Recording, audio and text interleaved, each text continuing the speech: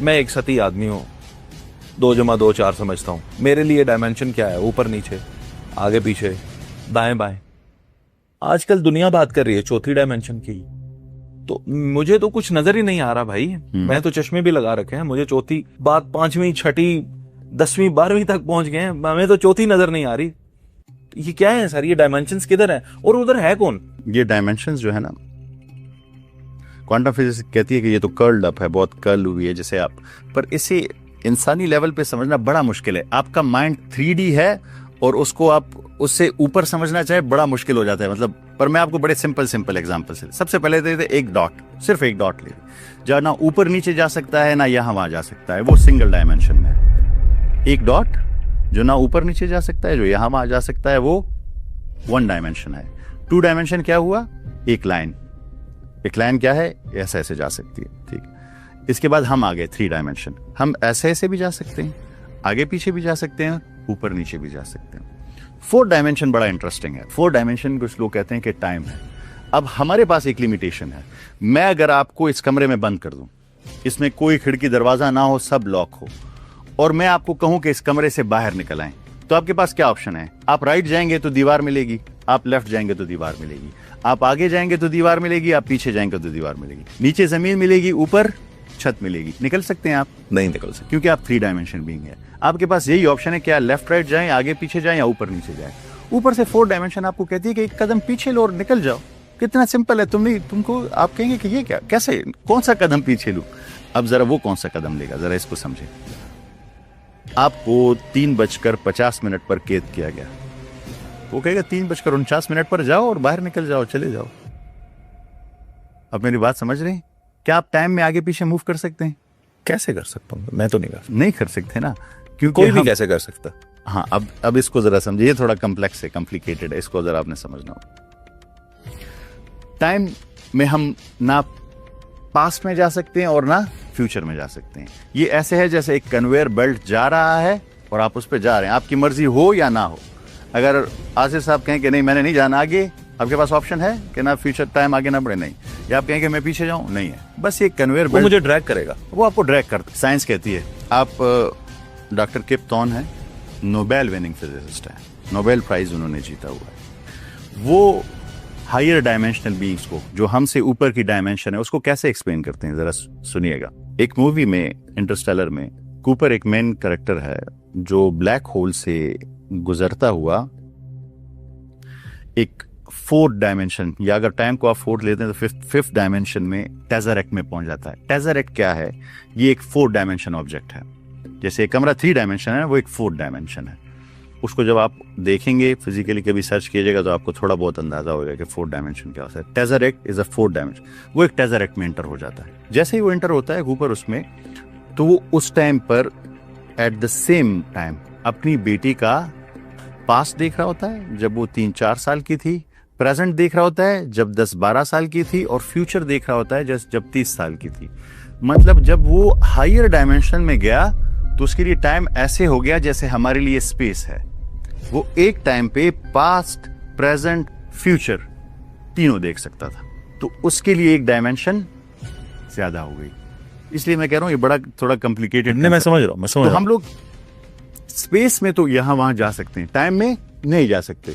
जो हमसे ऊपर के डायमेंशन के लोग अगर हैं, वो शायद टाइम में भी यहां वहां जा सकते हो।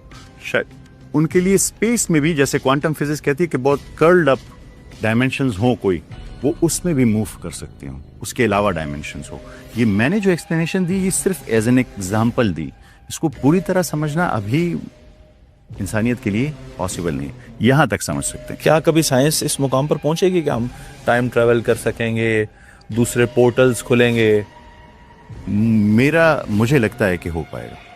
हमारी जिंदगी में हम देख पाएंगे? नहीं, अभी खैर जितनी तेज डेवलपमेंट चल रही है ना, आपको ये पता होगा कि गूगल के जो क्वांटम कंप्यूटर है, उसने रिसेंटली वर्म होल पर एक एक्सपेरिमेंट किया, उसमें सक्सेसफुल हुए हैं। डेटा एक जगह से दूसरी जगह बगैर किसी कनेक्शन के, बगैर किसी टाइम के ट्रांसफर कर दिया था। क्वांटम एंटेंगलमेंट वो कर पाए थे।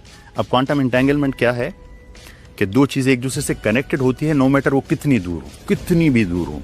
जैसे मैं आपको एक एग्जांपल देता हूँ। फिल्मों की एग्जांपल देता हूँ समझने के लिए, ऐसे है नहीं। दो भाई हैं, एक यहाँ पे बैठा हुआ, एक अमेरिका में बैठा हुआ है। एक को मैंने यहाँ काटा, दूसरे को वहां पे दर्द होगा जी। अब कोई नॉन कनेक्शन यहाँ पे नहीं है। क्वांटम एंटेंगलमेंट ये कहती है कि दो पार्टिकल एक दूसरे के साथ कनेक्टेड हो जाते हैं, एक यहां पड़ा है और एक 1000 लाइट ईयर्स दूर है। उस 1000 लाइट ईयर्स दूर भी इसमें कोई चेंज आएगा तो उसमें फील होगा। कोई तार नहीं है इनके दरमियान, कोई कनेक्शन नहीं है। तो साइंस कहती है कि ये वर्म होल के थ्रू कनेक्टेड हैं एक दूसरे के साथ। यहां पे भी वर्म होल है, यहां पे भी वर्म होल, और इस वजह से इसमें जो चेंज आता है वो इसमें आता है। तो गूगल ने अपने 2025 में अपने क्वांटम कंप्यूटर से एक छोटा सा बहुत टाइनी सा वर्म होल क्रिएट कर दिया था कि डेटा को यहां से और यहां से कनेक्ट कर दिया था। यहां तक हम डिस्टेंस क्या था सर? वो डिस्टेंस इसमें मैटर इसलिए नहीं करता अभी फिलहाल क्योंकि बीच में कोई कनेक्शन नहीं था जो आमतौर पर ट्रैवल करता है। वहां पे सिर्फ और सिर्फ वो ये दिखाना चाहते थे कि ये किसी हद तक अभी पॉसिबल है, बहुत ही टाइनी हद तक। तो यहां तक पहुंच गए तो शायद कुछ वक्त में। और क्यों मुझे लगता है, देखिए कुरान करीम ने जिस चीजों का जिक्र किया हो ना, मुझे लगता है कि इंसानियत किसी ना किसी वक्त पर वहां पहुंच जाती है। हज़रत सुलेमान जो है वो जब कहते हैं कि मुझे तख्त ला कर दिया जाए वो मलका का, तो आसिफ बिन बरखिया वो तख्त ऐसे वो पलक झपकने में तख्त आ जाता है। हाँ। इतने 1000 साल पहले इतनी एडवांसमेंट अगर थी सर, तो आज क्यों नहीं है? आज हम ये क्यों नहीं कर सकते? अच्छा, ये हमारी अंडरस्टैंडिंग में आज बात वेरी गुड। तो फिजिकली सॉरी साइंटिफिकली भी हम ऐसे शायद ना उस तरह साबित कर पाए। हाँ, मैं अभी इस पे आता हूँ। देखें, ये सारी बातें असल में कनेक्टेड है।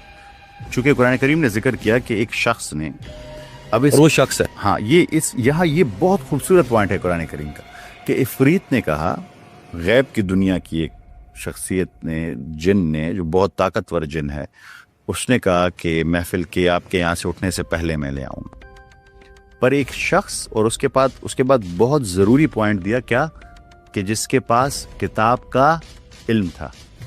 यानी इंसानियत ये कैपेबिलिटी रखती है कि अगर वो इल्म हासिल करे तो वो इस लेवल पे पहुंच जाएगी जहां पे आसिफ बिन बरखिया थे। जो किताब कौन सी थी सर? अब इस वाक़े के बारे में कहा जाता है कि ये हज़रत दाऊद अलैहिस्सलाम के टाइम की हो, तो शायद वो, अब डिस्क्रिप्शन नहीं बयान हुई कि किताब कौन सी, तो हम एज्यूम कर सकते हैं शायद ज़बूर का इल्म हो उसके पास। अब यहाँ पे बड़ी ज़रूरी बात आ जाती है। देखिए, उसके पास, उन्होंने मेंशन नहीं किया कि इल्म था उसके पास, स्पेसिफिकली मेंशन किया किताब का इल्म।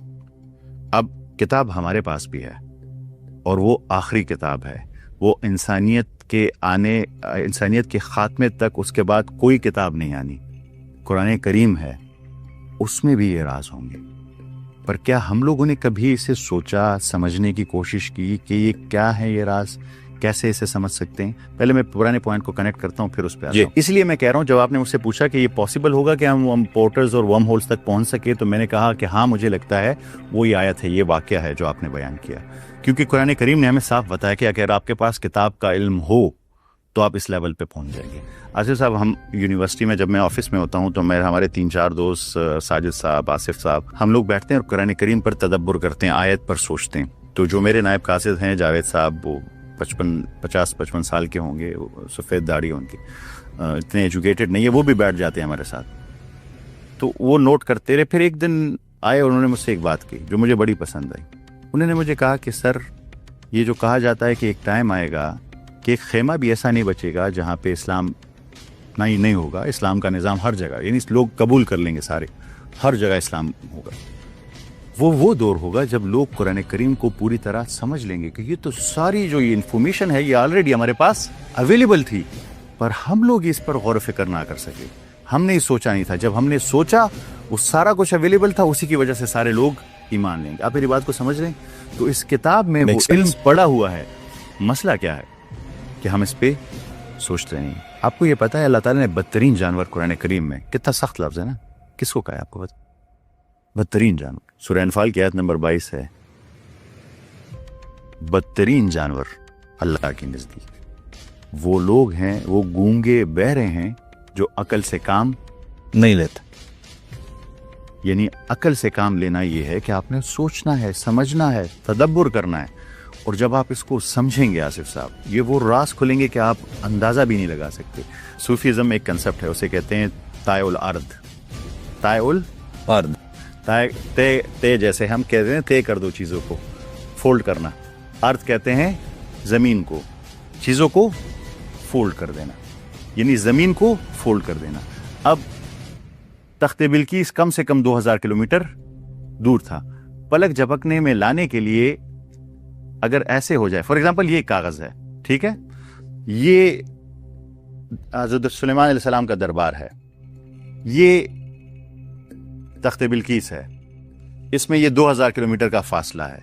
पर किसी के पास अगर ये कैपेसिटी हो कि वो इस स्पेस को फोल्ड कर सके, तो ये दोनों जगह एक दूसरे के साथ मिल जाएंगी।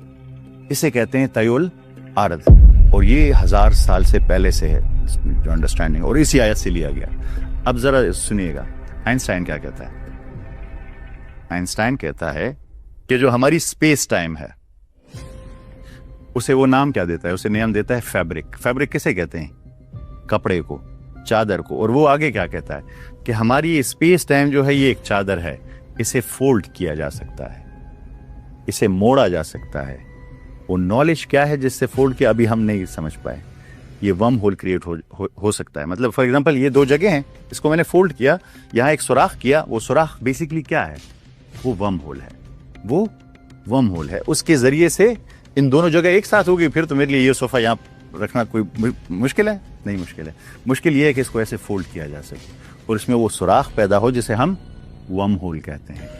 आइंस्टाइन एग्रीज, वो खुद कहता है, उसकी थ्योरी है, उसने ना तायुल अर्थ का कंसेप्ट पढ़ा है, ना उसने हज़रत सुलेमान अलैहिस्सलाम के दरबार का वाक़या पढ़ा है। वो कहता है कि स्पेस टाइम एक चादर की तरह है और ये चादर को फोल्ड किया जा सकता है। जब भी आप इसे फोल्ड करेंगे तो बहुत दूर का डिस्टेंस भी बहुत छोटा हो जाएगा, और यही वो चीज़ है जो इस दरबार में हुई थी। पर साइंस अभी यहाँ तक नहीं पहुँची कि इसको फोल्ड कैसे किया जा सकता है, वो क्या ताकत है, वो क्या एनर्जी है, वो डार्क मैटर क्या है जो इसको ओपन रख सकता है वर्म होल को, जिससे हम इसको क्रिएट कर सकें। पर पहुंचेगी कभी ना कभी। क्या हजरत जुल्करनैन ने इस चीज को मास्टर कर लिया था? अब हज़रत जुल्करनैन का वाकया बहुत इंटरेस्टिंग है। वो फिर उन्होंने, अब हम ये जो बात कर रहे हैं, इसी में सवाल में ये भी ऐड कर लें, और how it is possible for हजरत हिजर to live thousands of years and still being alive? इन दोनों को जरा एक्सप्लेन कीजिएगा। आपको ये तो पता होगा कि कुरान करीम में हज़रत खिजर जिक्र नहीं है। नहीं, बस एक शख्स का जिक्र है। फिर तफासिर में हमें हज़रत खिजर का नाम पता चलता है। और हज़रत जुल्करनैन को लेने, वो उसमें दो चीज़ों को आपने डिफरेंट लेना है। एक को कहते हैं लोकलाइज्ड वर्म होल, ज़मीन पर सफ़र। जो हज़रत सुलेमान अलैहिस्सलाम के वाक़ये की आप बात कर रहे हैं, वो लोकलाइज्ड वर्म होल था, ज़मीन के अंदर ही सफ़र था। पर जो हज़रत जुल्करनैन की आप बात कर रहे हैं, वो लोकलाइज्ड वर्म होल नहीं था, वो इंटरगैलेक्टिक था या इंटरस्टेलर था। उनके लिए जो वर्ड यूज हुआ है वो सबाबा है। सबाबा जो है वो ऊपर चढ़ने के रास्ते हैं। अब अल्लाह ताला ने उन्हें अता किया था, कहा कि सबाबा। इसके साथ महराज के वाक़ये को जोड़ सकते हैं किसी तरह से, किसी हद तक। ओके, तो वो इंटरगैलेक्टिक थी या इंटरस्टेलर थी? मतलब या हमारे सोलर सिस्टम के अंदर थी या गैलेक्सीज के दरमियान थी, कोई उनकी जर्नी थी, पर यहां से बाहर थी, इस जमीन पर नहीं थी। हज़रत सुलेमान अलैहिस्सलाम वाला वाकया जो है वो जमीन के अंदर, इसी जमीन पर था। हज़रत खिजर का जो वाकया है ना, अल्लाह आलम, अल्लाह ताला को बेहतर इल्म है, पर मेरे ख्याल में शायद वो, क्योंकि ये जिक्र भी नहीं है कि वो इंसान थे, ये जिक्र भी नहीं है कि वो फरिश्ते थे। शख्स तो कहा गया सर। हाँ, पर उनकी जो खुसूसियत, अब वो वाकया बड़ा डिफरेंट है। उसमें भी आप एक पोर्टल या वर्म होल का, अब जब वो मिले जिस मकाम पर कि एक मछली खास अंदाज में गई और पानी में सुरंग बनाकर कोई रास्ता बनाकर चली गई। आपको ये पता है, पानी बहुत पुरस्कार चीज़ है, पानी बेइंतहा पुरस्कार चीज़ है। और जहाँ पे भी आप पोर्टल्स की बात करेंगे तो आपको पानी, अब हज़रत अली रज़ी अल्लाह अन्हु कहते हैं कि मुझे ज़मीन के रास्तों से ज़्यादा आसमान के रास्तों का इल्म है। ये पानी पे नहीं जाते, पानी तो बहुत उस पर तो हम पता है कितना बात कर सकते हैं। एक पॉडकास्ट पूरी पानी पे करेंगे। पानी एक बहुत डिफरेंट चीज़ है, बहुत ज़बरदस्त। पर अभी वो मेरे ख्याल में वो भी डायमेंशन हजरत खिजर शायद एक हायर डायमेंशनल बीइंग। मैं शॉर्ट इतना कहूँ कि जो आप कह रहे हैं कि वो क्यों फोर्थ टाइम फिफ्थ, अगर किसी टाइम को और ले ले dimension- फिफ्थ में, किसी और डायमेंशन के हों वो उन पे वो हमारे हमारी डायमेंशन में हमारे हजरत मूसा अलैहिस्सलाम को कुछ सबक सिखाने के लिए, कुछ बातें सिखाने के लिए, कि ये बताने के लिए कि अल्लाह ताला का इल्म कितना वसी है, उनको सिर्फ ये एक्सपीरियंस कराया गया हो। अल्लाह आलम, मेरा इल्म कमजोर हो सकता है, मुझे लगता है कि वो आ जाता है उनकी पानियों पर हाँ, कब्जा है उनका, और वो जिसको चाहे बचा लेते हैं। तो मुझे लोग लगता तो है उनके नाम के वो मतलब है लंगर न्याज भी करते हैं कि वो आएंगे बचा। अब ये बातें फिर कुरान करीम से अलग हैं, वो तो हाँ। डिफरेंट, पर जो कुरान करीम में भी बयान हुआ है उससे अल्लाह आलम, अल्लाह ताला को बेहतर पता है। जो चीज़ें नहीं पता होती उनमें मैं ज़्यादा डिस्कस नहीं करता, पर मेरी इन्फॉर्मेशन, मेरी नॉलेज के मुताबिक जो मेरा कमज़ोर जहन कह सकता है वो एक हायर डायमेंशनल बीइंग और डिफरेंट डायमेंशन होगी।